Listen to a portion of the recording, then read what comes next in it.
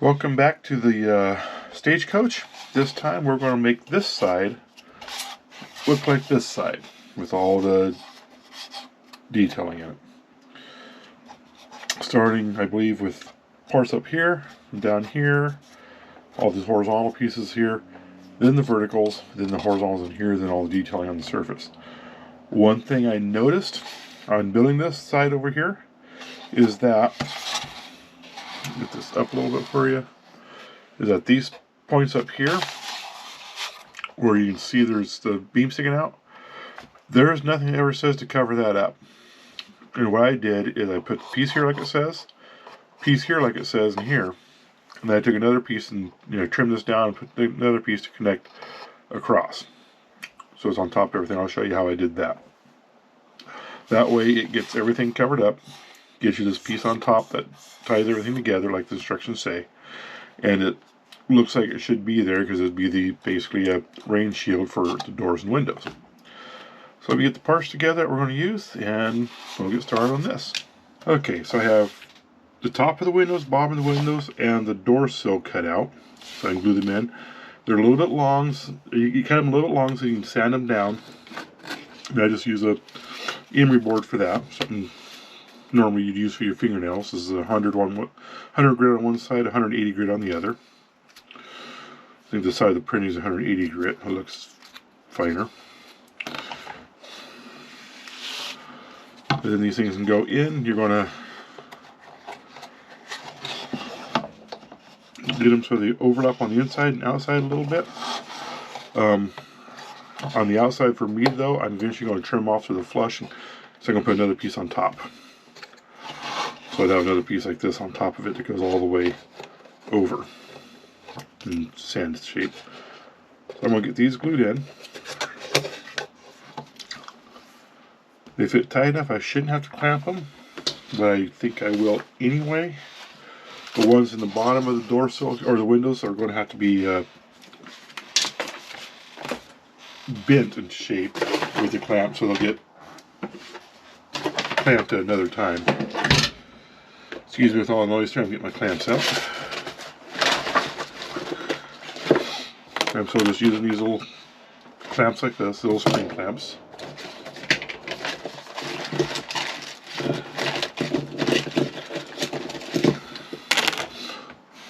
Just a handful of them. So, take one of these, get it glued in place. I'm going to worry about the overhang on the inside but not the outside. They're both going to get trimmed to shape at some point in time. And I am just using same wood glue as everything else on here, Type Bond wood glue.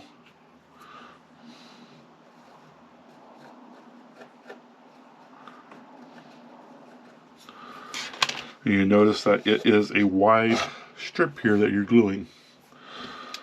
So that, here's this one here I was using. Stick it in, get it flush. Use a piece of something to scrape your excess glue off.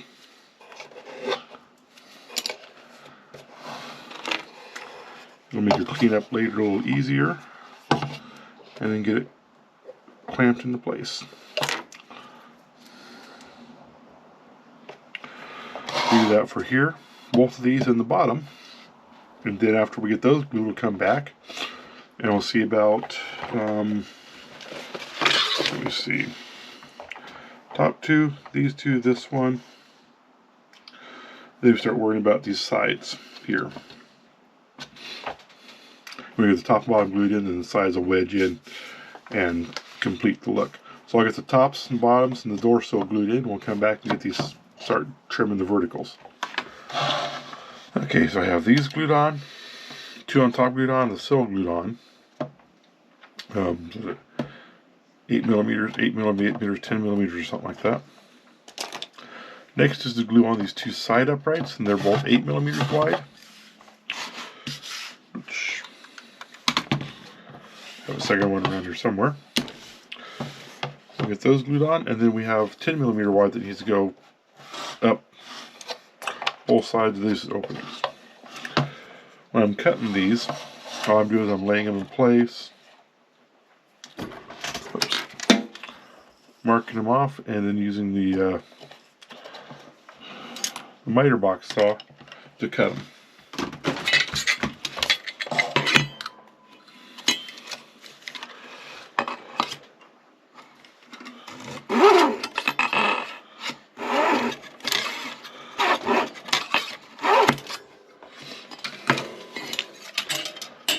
Something like that.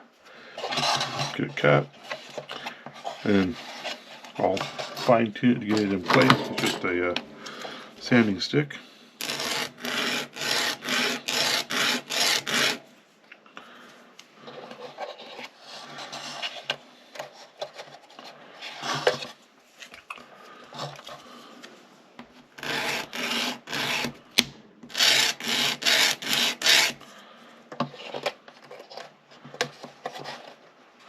Then once I get them to fit, I'll glue them in. So I'm going to go ahead and find my other one of these, get these glued in, and get all these glued in on the uprights. So everything's glued up here. I'm just trying to clean up some of the squeeze out. I almost forgot to put this piece in the top, but remembered it before. I have to get it in before I put these two uprights in. So that's in now. Put the squeeze out here because it's going to have to come out either wet or dry, so I can put the next pieces on.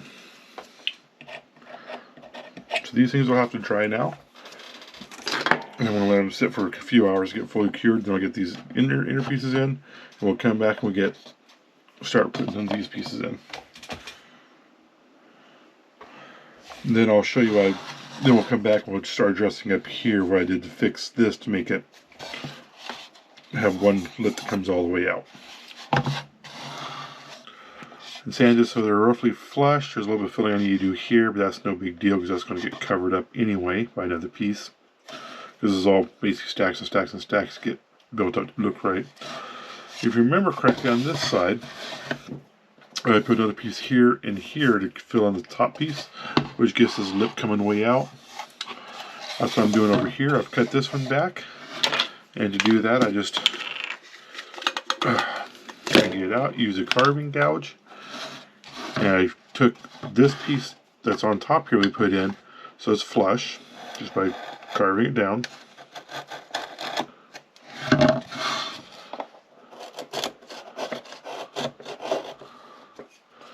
Makes it flush, and then I came in and this up here I carved down to create a notch. At some point in time there will be another piece. If I just grab one scrap piece over here off my table,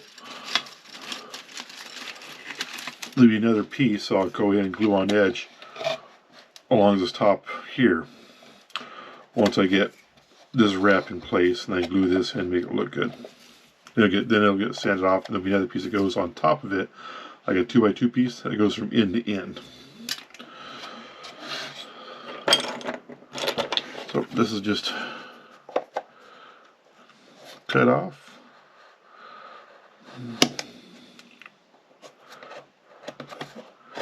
Straight as I can get it.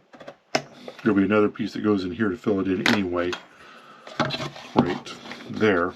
So if you get a little bit of wonkiness to it, it's not going to matter. And then I can just come in with the gouge and start. If I can get it straight, come in and just take it off. It goes straight down. There'll be these pieces underneath here, so that it'll be that will be normally supporting it. I'm going to take those off flush as well.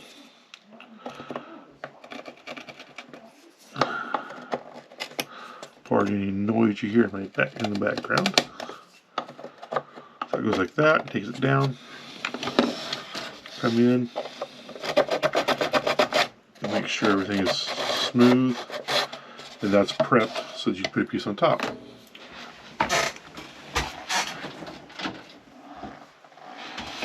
The next thing is we need to get a piece of wood that bends around this whole edge. I got that steaming. I have a Yeti cup over here with a thermos cup with boiling water in it. I got my wood steaming in, soaking in. When you put them on, you're gonna have a joint in the center. One piece of wood will not go in, nor do you want to try to bend one piece of wood to go all the way around it. So what I'll do is I'll take one piece here, and I'll start, excuse me, start long and bend it around. And then I'll take the second piece, start long and bend it around. And at some point in time I'll cut them so they match up in the center, somewhere in the center.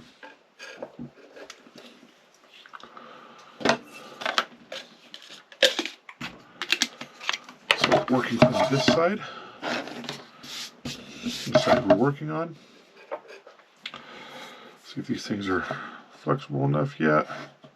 And what I'll do is I'll bend around the outside and clamp them in place. This feels like I can go a little bit longer. If you don't get them soft enough, you'll probably crack them. But I'll bend them around the outside. Both on the same side, probably just tape them in place. And then I'll let them cool again.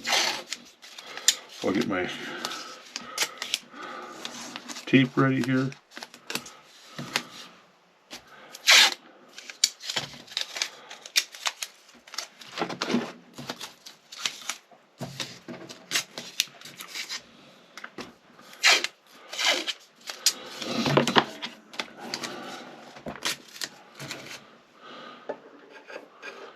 And once they are ready, come in.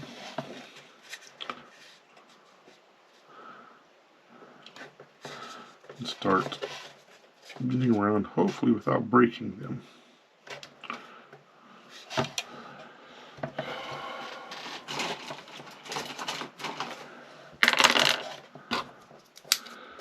Oops.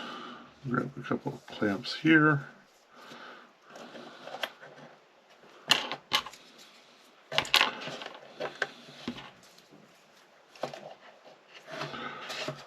And then just bend them around.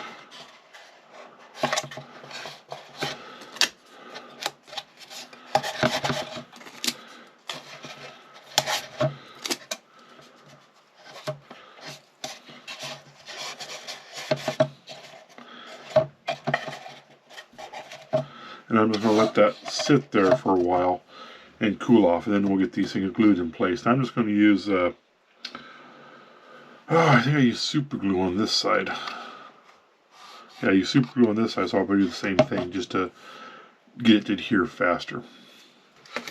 So once these are cooled down and got their bend formed in, we'll come back and put them in place. So I have this piece glued on, all my tape's still in place, and I just use wood glue on it instead of the super glue like I was thinking. Once it's dried, this one dried overnight actually, you can just pull the tape off and see what your handiwork is. One thing to keep in mind once you got this thing glued in is this actually comes out a little bit because of the angle's not being 90 degrees. So when you put your next piece on, you can sand it smooth, put your next piece on, and it'll lay flat. This next piece just makes it look like it's one piece of wood, like it does over here, rather than two. We gotta put the other side on. We have my cut here in the middle of the door to where they're going to meet. Next one's going to go on just around here. It needs to be cut to length. So I'll come in, figure out where I need it cut at. Just right in here somewhere, and just cut it off. See how it fits up. Make sure it fits up fairly decently. It's going to be sanded smooth anyway, so it'll disappear. And then I can just glue this on. I'm going to glue it up the same way as I did this side.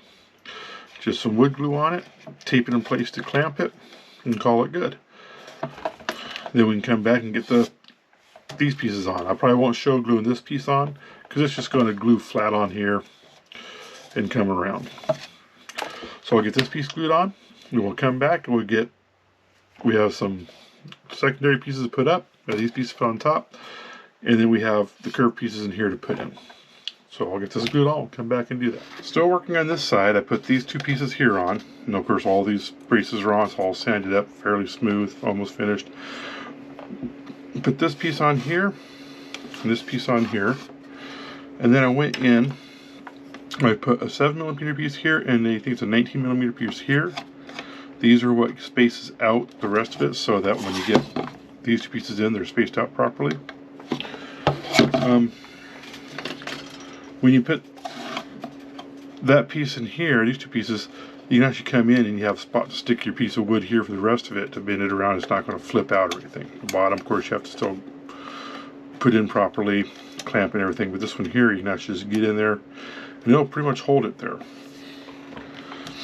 Meantime, I still need to bend the 4 pieces to finish this off.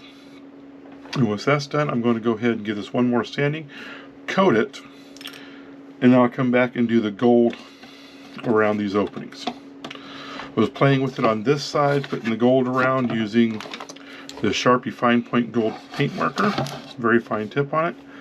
But with the bare wood, it just bleeds out. What I found, you're not going to be able to see it, on the inside where I coated, I drew a couple of lines where it's going to be hidden, and they turned out a lot better. So that's what I'm going to do. I'm going to coat this side of the polyurethane and then do my lines on it. So I'm going to get these pieces in, I'm going to coat the whole thing, then I'm going to put my gold lines around these openings here. So I've gone ahead and glued all of these in place. I'm going to give them a brief sanding, and I'm going to coat both sides with polyurethane just like I did the inside. And then I'm going to go ahead and put the gold lines in. But that, you'll see the results of that in the next video. I'm not going to have it in this video, it'll be the next video. With that, thank you for watching. And next time, you'll see both sides pretty much done, and we'll start working on the actual doors to get those things completed.